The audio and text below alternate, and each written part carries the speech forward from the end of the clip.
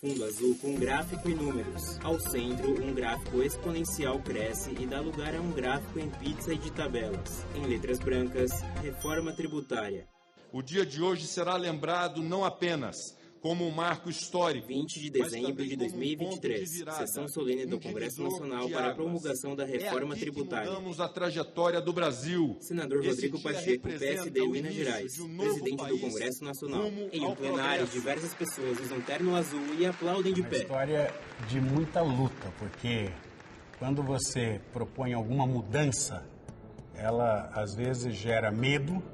E para mudar mesmo, você precisa ter ousadia, tem que ter coragem, tem que ter persistência. Deputado Baleia Rossi, MDB São Paulo, autor da proposta da reforma tributária.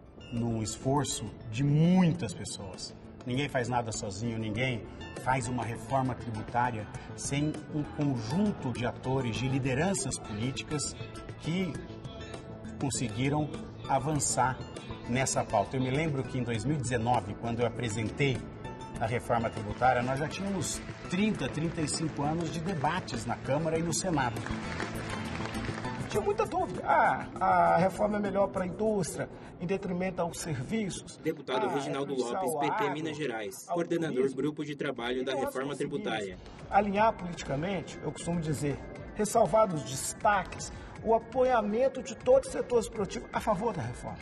Porque compreenderam que o Brasil ganhando competitividade, ganhando eficiência econômica, eficiência produtiva, eliminando custo e tendo um sistema tributário mais simplificado, mais justo, ia permitir a economia brasileira voltar a competir. Nosso sistema é de 1965, então eu não era nem nascido quando esse sistema tributário foi adotado sobre o consumo, onde a gente tem uma carga tributária que pesa muito mais sobre a tributação indireta, sobre o consumo do que Deputado Aguinaldo Ribeiro, PP Paraíba, relator da reforma tributária. Os países similares ao nosso é exatamente o contrário, e por isso que a nossa tributação é tão regressiva, ou seja, ela pega mais os mais pobres, aqueles que mais precisam, né? Ela pega a classe média.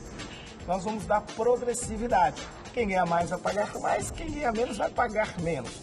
Porque nós estamos utilizando o instrumento do cashback. Com o cashback, os mais pobres recebem de volta parte do dinheiro pago nos impostos. Pelas pessoas de menor poder econômico, na hora da compra do seu alimento, do botijão de gás, da energia, de alguns produtos de higiene pessoal e aqueles produtos. Diversos produtos e serviços considerados essenciais terão imposto reduzido. Classe média popular, educação, saúde e transporte coletivo, nós criamos uma alíquota reduzida de 60%.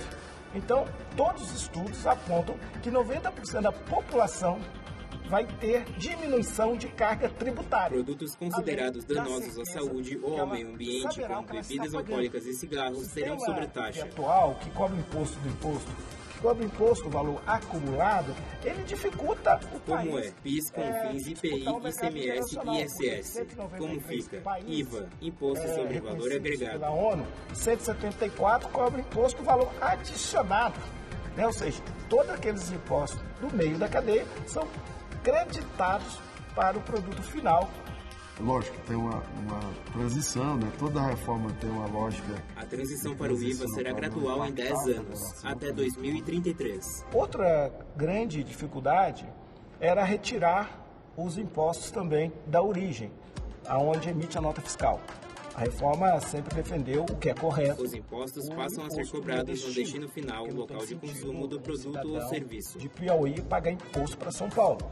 Então, aquele imposto que antes o governador decidia sobre ele com as assembleias legislativas, ele passou a não decidir. Por quê? Porque o imposto não é mais dele, é do estado de destino. A transição do imposto para o destino será gradual entre 2029 e 2078, 50 anos. De estratégia de desenvolvimento regional nacional. O Fundo de Desenvolvimento Regional será usado para reduzir as desigualdades regionais e sociais. O governo aportar os recursos do fundo, né, são 60 bilhões por ano, é um recurso muito expressivo. A reforma tributária não tem viés ideológico. Não é do partido A ou do partido B. É da Câmara, do Senado, do povo brasileiro.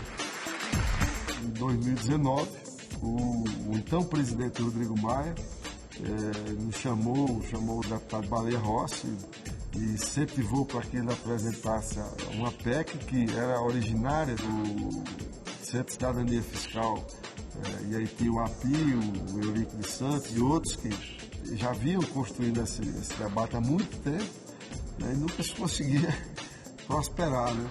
A gente foi fazendo o debate, conversando com as pessoas, dialogando.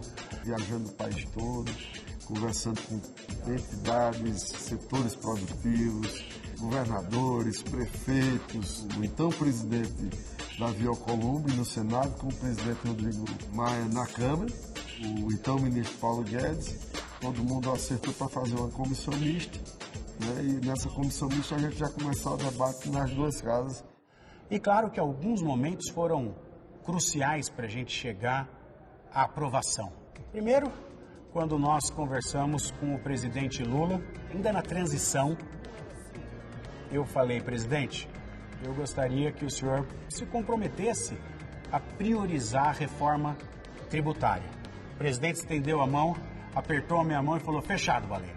Você conversa com o Haddad e vocês tocam isso. O Haddad ainda não tinha sido anunciado ministro da Fazenda, então ali foi o primeiro sinal que era o Haddad o cara da Fazenda. E depois, uma conversa com o presidente Arthur Lira, e o Arthur, da mesma forma, foi muito positivo. Falou, Baleia, nós vamos tocar a reforma tributária.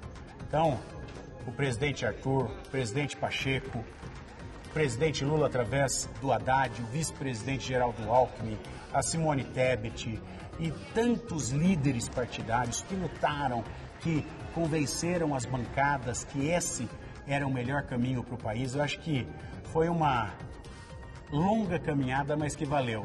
E graças a esse alinhamento, esse diálogo e esse entendimento do presidente Lula, tanto que ele criou, no primeiro dia de governo, a Secretaria Extraordinária da Reforma Tributária.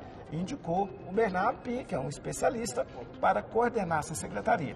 Foi fundamental também essa sabedoria de patrocinar as PECs que estavam tramitando aqui na casa, que na verdade são PECs ecumênicas, porque elas têm um pouquinho dos últimos 40 anos de várias iniciativas de diversos parlamentares e de diversos governos que tentaram aprovar um novo sistema tributário para o país e não conseguiram. Portanto, esse foi o somatório, a sabedoria de ter patrocinado a PEC em tramitação na casa e dado a ela uma característica de reforma do Estado e, portanto, patrocinado os acordos necessários para a aprovação desta reforma, que eu julgo ser a maior e mais estruturante reforma do Estado brasileiro.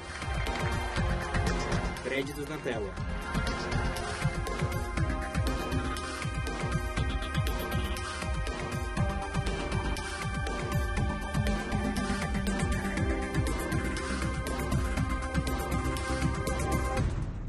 Logo Câmara dos Deputados.